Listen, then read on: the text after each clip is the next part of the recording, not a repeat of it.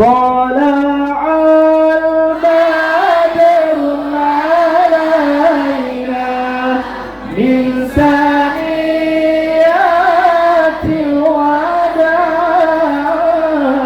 وجب الشكر علينا ما دعا لله داع. Sekali lagi, kurang apa? طلع البدر علينا من ثنيات الوداع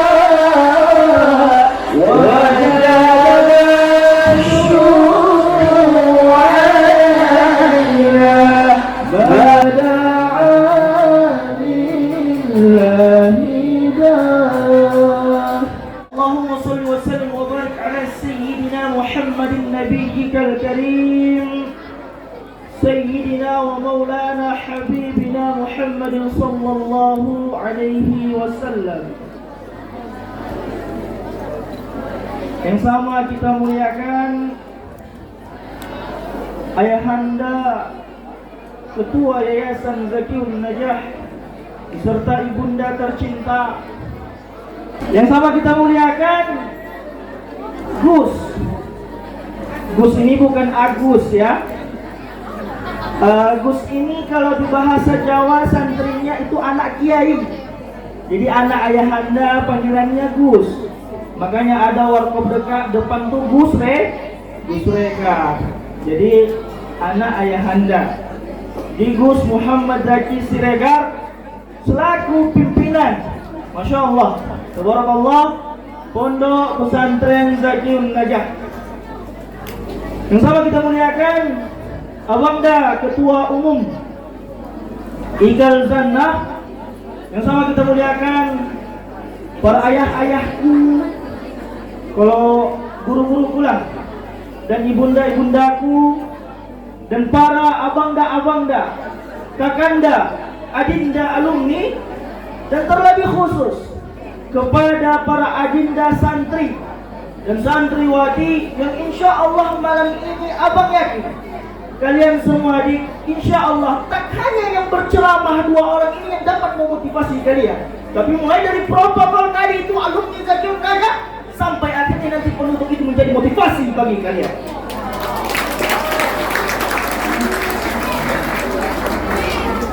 Para ayahandaku dan semua guru-guruku, alumni, dan para adinda-adinda yang rahmat oleh Allah Subhanahu wa taala. Bersyukur kita kepada Allah Subhanahu wa taala dengan ucapan alhamdulillahirabbil alamin, bersalawat kepada sayyidina Muhammad sallallahu alaihi wasallam dengan ucapan Allahumma shalli wa sallim wa barik alaihi. Jadi biar enggak tegang, sebenarnya saya grogi juga. Tadi Ustaz Alfi pakai podium biar nggak kelihatan nih agak tegang ini kakinya nih. Sekarang saya disuruh Ustaz Syahrul agak berbeda katanya. Ya Allah. Soalnya beda atmosfernya.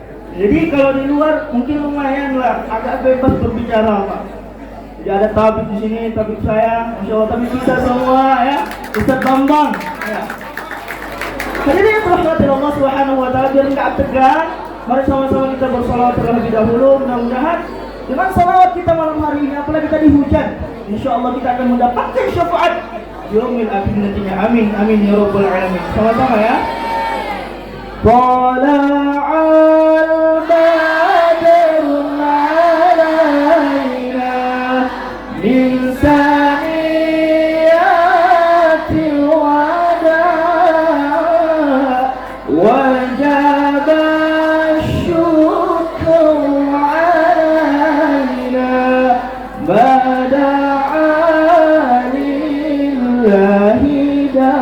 sekali lagi, kurang apa? Tala'al badru alaina min saniyatil wada' wajaba syukru alaina bada'a lillahi dah. Alhamdulillah. Hadirin rahmatin Allah Subhanahu wa taala. Saya berdiri di sini bukan untuk berceramah. Betul tadi kata ketua umum, bukan untuk mengajar. Karena ada ayahanda-ayahanda kami, ada guru-guru kami di sini, ada ustadz kami yang lebih paham, yang lebih alim dari kami. Jadi bukan untuk mengajari Pak, izin. Tapi hanya sekedar bercerita. Inilah Pak, yang 5 tahun lalu sering tidur di kelas, kata Ustadz Alfi tadi. Inilah Pak, yang 5 tahun lalu sering dipanggil ke asrama kalau terlambat sekolah. Jadi cuma ingin bercerita saja. Hadirin rahmatul Allah Subhanahu wa taala. Sebenarnya apa yang mau saya sampaikan malam ini? Tadi kata Ustadz Alfi Syahri, ini cuma trailer katanya. Kalau trailer itu cuma singkat. Rupanya beliau menceritakan dari awal Nabi Muhammad SAW lahir, kemudian isi, kemudian tujuan maulid. Lalu apa lagi yang saya sampaikan? Pulang kita.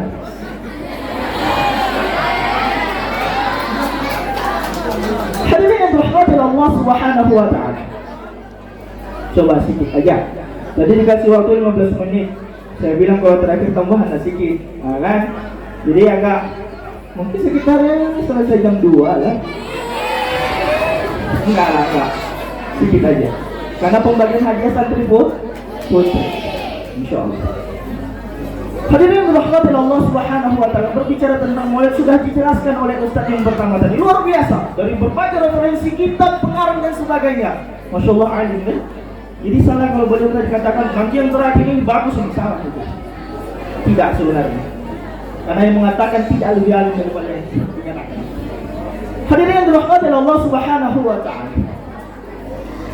Di dalam kehidupan ini dari mulai ketika kita lahir, kita bayi, kemudian menjadi seorang anak, kita tidak tahu bagaimana caranya makan. Kita tidak tahu mana tangan kanan, mana tangan kiri, mana tangan yang dipakai untuk makan. Tentu ayah omak kita mengajari kita, nah ini tangan kanan untuk apa? Untuk makan, tangan kiri untuk yang dijawab. Jadi begitu. Jadi otomatis kenapa orang tua kita mengatakan hal demikian? Karena orang tua kita melakukan yang demikian. Artinya orang tua adalah contoh bagi ini korelasi yang sangat luar biasa. Orang tua manusia, seorang anak manusia. Jadi manusia mencontoh manusia hal yang bagus, yang sangat tepat. Makanya Nabi Muhammad SAW adalah manusia, tapi tak serupa tapi tak sama. Hadirin yang dirahmati Allah Subhanahu wa taala, bayangkan saja kalau misalkan kita mencontoh malaikat. Luar biasa, ayahanda, ibunda, bapak, ibu semua, adinda. Kalau misalkan kita niru malaikat makhluk yang paling mulia di hadapan Allah. Kerjanya tiap hari bersikir tuh. Kalau misalkan kita contoh malaikat tak bisa. Malaikat tak makan, malaikat tak minum, lah kita enggak makan, mati. Malaikat tak doyan dengan harta, malaikat tak doyan dengan jabatan, lah kita butuh harta untuk membeli NMAX. Cita-cita mau beli Corolla kayak Gus Rega, amin kan lah. Gitu. Ya, malaikat tak doyan dengan itu semua. Malaikat tak ada ketertarikan dengan wanita. Tidak. Terus lagi. Kita butuh dengan pendamping. Ada kata. Betul ini. Ya, dalam ilmu sosiologi pendidikan mungkin ada Bang Kaham dan Bang Dani sini sealumni sama abang, sekelas lagi sama abang. Jadi kami 3 serangga dalam satu kelas tuh di Universitas Al-Wasliyah. Maaf Pak ya Anda.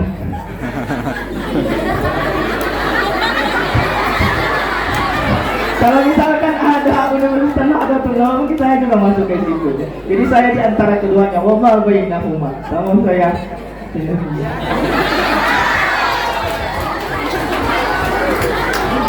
Hadirin dan rahmatin Allah Subhanahu wa taala. Dalam ilmu sosiologi pendidikan adalah suatu sosiologi, itu adalah membutuhkan individu lain. Ya, pendidikan itu ya memanusiakan manusia. Jadi dalam ilmu sosiologi pendidikan adalah kita ini tak bisa berdiri sendiri. Kita lahir dibantu oleh dukun beranak atau dulu lah itu, sekarang bidan. Kita mati nantinya, kita dikubur oleh orang lain, kita disolatkan oleh orang lain. Jadi manusia ini tak bisa hidup sendiri. Sama dengan tadi, kalau misalkan kita tiru mereka tak bisa. Mereka tak ada ketertarikan dengan wanita. Lah kita pasti butuh pendamping. Insya mulai saya takut untuk menyenggol-nyenggol kayak gini. Ganggu. Hadirin yang dirahmati Allah Subhanahu wa ta'ala. Jadi korelasinya, Nabi Muhammad SAW diciptakan sebagai manusia agar kita bisa mencontoh beliau. Karena beliau manusia, kita pun manusia. Contohnya apalagi yang tidak bisa kita tiru? Batman. Tak bisa kita tiru Batman. Terbang, Ultraman, apalagi tak bisa kita tiru. Tapi manusia harus mencontoh manusia. Sama halnya seperti katak, kalau mencontoh burung tak ada korelasinya. Tapi katak harus mencontoh Jadi segala apa yang ada di diri Nabi Muhammad SAW mampu kita contoh walaupun tak serupa. Hadirin yang dirahmati Allah Subhanahu wa ta'ala.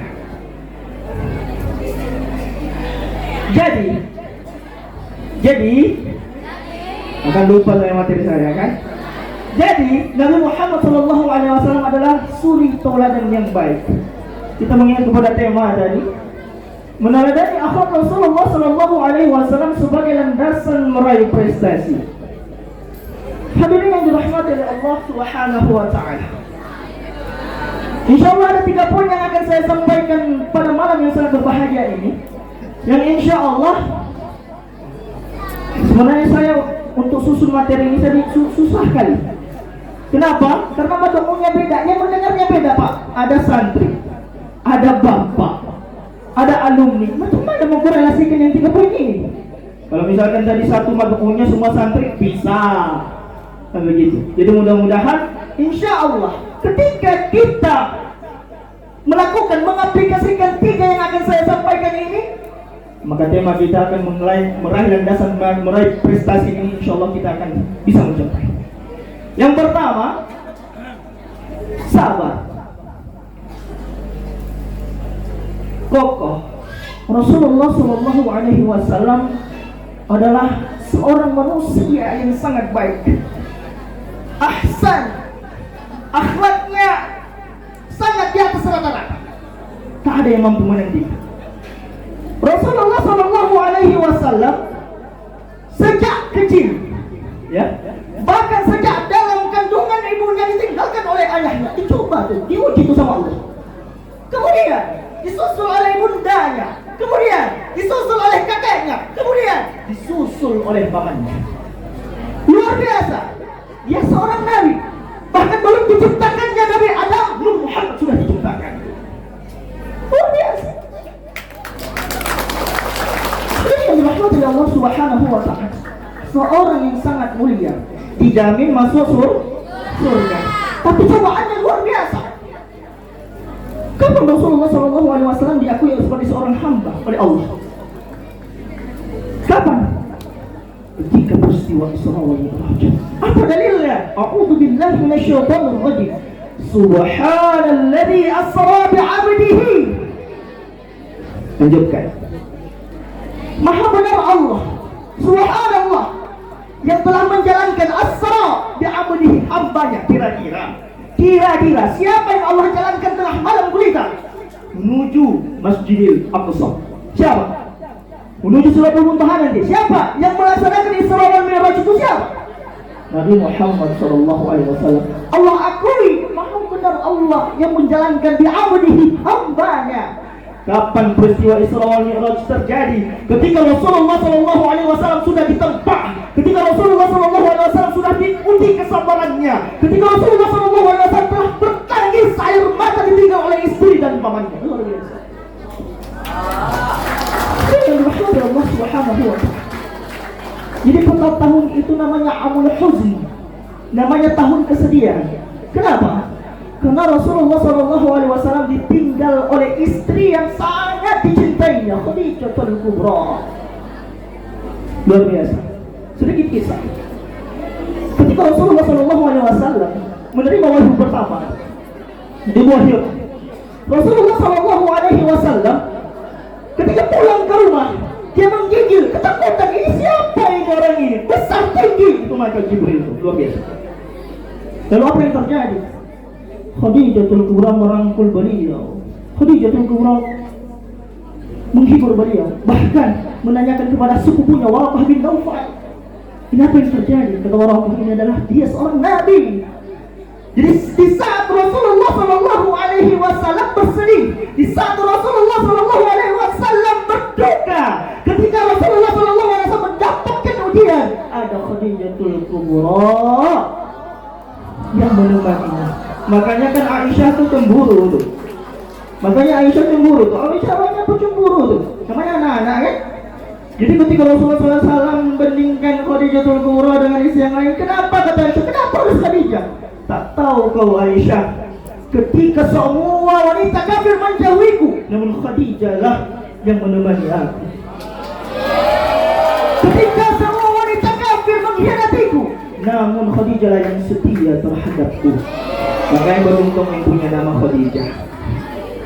Ya, ada Khadijah sini? Kita doakan mudah-mudahan watak karakter insyaallah seperti istri Nabi Muhammad sallallahu alaihi wasallam.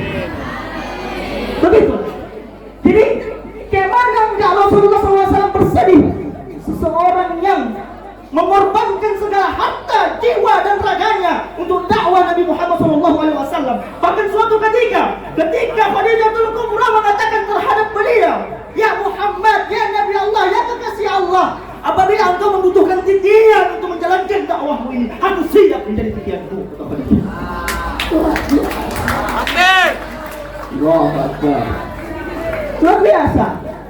Ya, cintanya Khadijah kepada Nabi Muhammad SAW. Yang kedua, Amul Huzn. Kenapa dikatakan itu sebagai tahun kesedihan? Karena paman Nabi SAW, Abu Thalib, ya, yang sangat mencintai beliau, yang sangat melindungi beliau. Bahkan suatu ketika petinggi kafir Quraisy menyerang Nabi Muhammad SAW, lalu mengatakan, Abu Thalib, pasang badan depan Rasulullah, kalau kalian ingin menyentuh Nabi Muhammad, maka langkahi dulu mayatku. Luar biasa. Jadi makanya ada hiburan Rasulullah pada saat itu Isra, jalan-jalan. Nah, dijalan-jalankan sama Allah sebagai hiburan. Luar biasa. Cobaan Rasulullah itu luar biasa. Tapi apa? Rasulullah SAW tetap teguh, kokoh, sabar. Jadi kalau misalkan kita ditimpa musibah deh, guru-guruku, semua orang pasti punya masalah, namanya hidup. Dari ketika kita lahir ke muka bumi ini sampai nanti ketika mati, kalau misalkan namanya hidup pasti ada masalah. Adinda-adindaku, ketika rindu di kampung, engkau bersembunyi di balik tembok sudut asrama, engkau menangis membungkus semua kamu dengan bantal. Itulah ujian bagimu. Biarlah rindu ini berlalu, biarlah air mata ini mengalir, tapi tidak memutuskan daripada cita-cita. Jadi teringat dulu ayahanda sering bercerita tentang Gus Muhammad Zaki Siregar. Ya, segala apa yang diucapkan. Jadi untuk abang pribadi ya dek ya, segala apa yang diucapkan dari lisan ayahanda itu adalah mutiara bagi abang. Jadi alhamdulillah ketika ayahanda sering berceramah dulu, abang tidak pernah tidur. Abang lawan rasa tidur. Jadi dapat motivasi. Itulah ilmu. Enggak harus dalam kelas. Hadirin dirahmati Allah Subhanahu wa taala. Ini ketika Gus Regar dulu mondok di Hashimiyah, ya, ini cerita ayahanda. Gus Regar menangis ketika ditinggal oleh ayahanda dan ibunda, diantar pakai mobil. Ya kan sedikit mau cerita, mau mulai cerita kan tadi.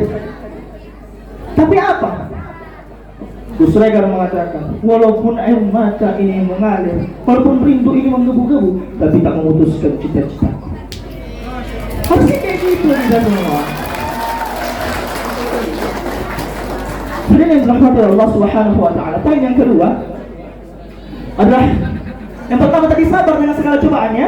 Jadi di sini dek, mondok kita jauh dari orang tua, tahan.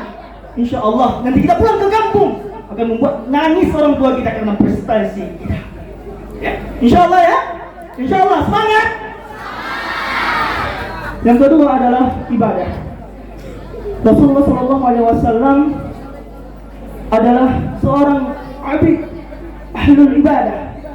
Ya, sampai dikatakan bahwasanya dalam suatu hadis hatta tarafat tahu rijlah, sampai bengkak kaki Rasulullah SAW ketika sholat tuh.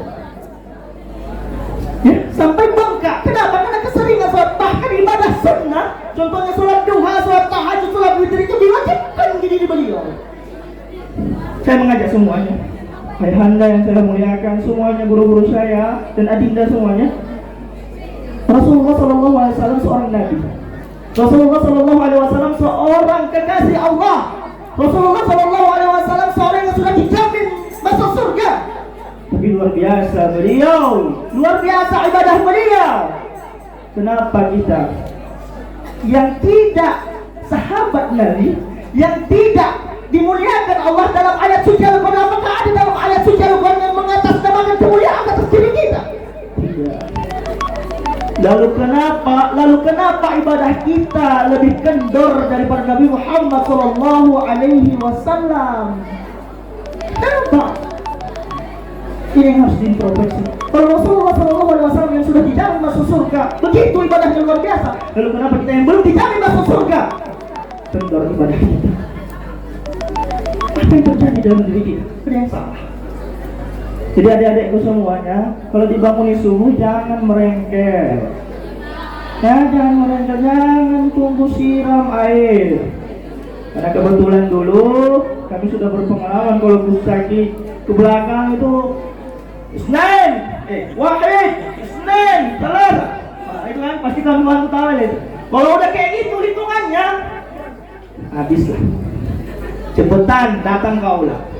Jadi jangan tunggu begitu. Jadi terpanggil hati ini. Kalau misalkan kita landaskan hukum sholat sebagai suatu kewajiban, memang betul. Landasan sholat itu sebagai hukum dan kewajiban. Tapi kalau misalkan kita alihkan sholat ini adalah kebutuhan, maka lebih mudah kita untuk melaksanakan yang namanya sholat. Sama halnya seperti makan kan? Kalau misalkan tak makan, lapar, sakit. Jadi kalau misalkan kita mengatasnamakan bahwa sholat itu adalah suatu kebutuhan, disinilah aku curhat sama Allah, disinilah aku meminta sama Allah, disinilah aku betul-betul menghambakan diriku kepada Allah. Maka tak ada paksaan dalam hati kita. Insya Allah ya. Hadirin yang dirahmati Allah Subhanahu wa taala. Poin yang terakhir adalah kokohnya, berprinsipnya Nabi Muhammad SAW. Hadirin yang dirahmati Allah Subhanahu wa taala. Tentang dakwah Nabi Muhammad SAW luar biasa. 13 tahun di kota Mekah dan hijrah ke Madinah itu untuk berdakwah. Bahkan yang 13 tahun di kota Mekah itu untuk memperjuangkan akidah saja sama akhlak. Belum lagi yang lain-lain. Luar biasa tantangan. Jadi saya sedikit bercerita bagaimana Rasulullah SAW ketika ke bumi Taif. Ketika ke bumi Taif, dia mengharap bahwasanya nanti orang-orang Taif ini akan baik terhadap dia. Dia berharap ketika berjalan menuju bumi Taif itu, nanti orang-orang Taif mengatakan ahlan wa sahlan atau tala'al badrun alaina. Tapi apa yang terjadi? Wahai ayah-ayahku, guru-guruku, semua adinda-adinda, apa yang terjadi? Rasulullah SAW dilempari batu, dilempari kayu, dilempari tulang-tulang unta sampai berdarah kepala beliau, sampai berdarah pelipis beliau. Luar biasa. Jadi jangan pernah mengatakan capek kali bang ceramah ke sana ke sini begini bang menyampaikan kebaikan, malas sekali punya diajak kan begitu. Dan mengaku umat Nabi Muhammad SAW karena kalau misalkan tidak melaksanakan apa sunnah beliau. Biasanya ketika hal itu terjadi, Rasulullah SAW berdarah pelipisnya, dan saat itu malaikat Jabandul turun menjaga bukit. Pada saat itu dia mengatakan, wahai Muhammad, tunjuk yang mana bukit yang ingin saya timpakan kepada orang-orang Taif itu. Tunjuk ya Muhammad. Kata malaikat tersebut. Lalu apa kata Muhammad SAW? Mereka masih belum mengenal aku. Ya, fa'innahum qaumun la ya'lamun. Mereka belum tahu siapa aku. Biasanya, ya, guru-guruku semuanya, adinda-adinda, biasanya hati yang kecewa, hati yang disakiti, hati yang dikhianati, hati yang dilukai akan mudah marah, akan mudah mengambil keputusan. Tapi apa? Rasulullah SAW ketika diperlakukan hal tersebut, Rasulullah mengatakan, Ya Rabb, Ya Rabb, lahirkanlah di tulang sulbi orang-orang Taif ini orang yang beriman kepadamu ya Allah. Lahirkanlah di bumi Taif ini orang-orang yang tidak menyekutukanmu ya Allah. Luar biasa balasan beliau. Ya, tak pernah ketika disakiti beliau tak pernah menunjukkan kemarahannya. Lalu kenapa ketika kita dilukai, ketika kita disakiti, kita mudah untuk marah. Kita senang mengaku Nabi Muhammad SAW, tapi tak pernah mencontoh beliau. Luar biasa. Belum lagi kisah-kisah bagaimana Rasulullah SAW ketika hendak wafat dia mengingat kita. Belum lagi kisah Ukaisyah yang sangat menyayat-nyayat hati kita. Dinda-dinda semua. Mudah-mudahan ya, dengan yang 3 poin ini, yang pertama adalah sabar dalam menghadapi segala ujian. Yang kedua adalah ibadah kita diperkuatkan, kita eratkan ibadah kita ikatkan tali ibadah kita. Yang ketiga adalah bagaimana berprinsipnya kita. Ketika seorang berprinsip, maka angin, badai, semuanya tak bisa mengganggu prinsip. Ya, hadirin yang dirahmati Allah Subhanahu wa taala. Kemudian terakhir, sebagai landasan meraih prestasi, saya teringat bagaimana ayahanda mengatakan dulu kepada kami, nah, untuk menjadi juara 1 itu tak semua orang. Juara 1 itu cuma 1 orang. Tapi untuk meraih yang namanya kesuksesan, bisa kamu semua. Nah, kan perkara siapa duluan saja. Sama halnya sebagai lomba lari. Ya, ada 10 orang. Tiba-tiba ada yang juara 1 sampai ke garis finish. Yang pasti yang 9 orang itu pasti sampai garis finish.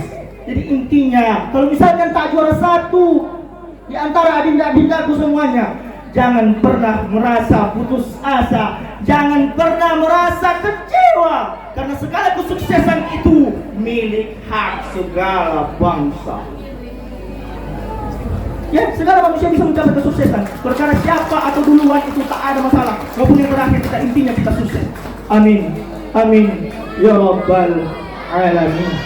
Jadi walaupun agak berapi-rapi tadi, mudah masuk lah ya.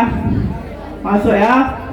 Jangan sampai keluar kiri masuk kanan atau masuk kanan keluar kiri. Mudah-mudahan Allah Subhanahu wa taala memberikan rahmatan, inayah semuanya, taufiknya kepada kita semua malam hari ini. Ditambah lagi hujan, dan mudah-mudahan Nabi Muhammad SAW kita bisa duduk dengan beliau. Kata Habib Ali Jufri mengatakan bahwasanya, aku ingin masuk ke surga bukan karena kenikmatan surga.